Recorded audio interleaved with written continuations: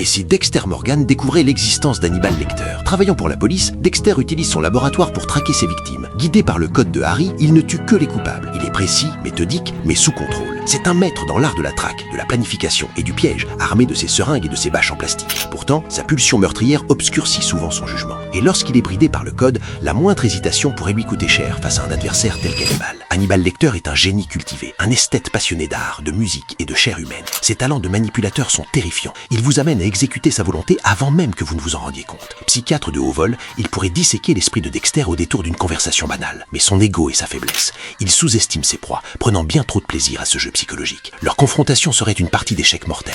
Dexter étudierait les habitudes d'Hannibal et préparerait sa salle d'exécution tapissée de plastique. Mais Hannibal, flairant le danger, pourrait prendre les devants. Peut-être en analysant Dexter comme un patient. Si Dexter parvient à le surprendre, Hannibal finira sur la table. Mais si Hannibal parle le premier, Dexter pourrait bien servir de dîner. S'il s'agit du Dexter de la série télévisée, Hannibal l'emporte. Ses manipulations briseraient la concentration de Dexter avant même qu'il ne passe à l'acte. Mais s'il s'agit du Dexter des romans, la victoire lui revient. Dénué d'émotion, d'une efficacité redoutable, il frapperait mortellement avant même qu'Hannibal n'ait le temps de réagir.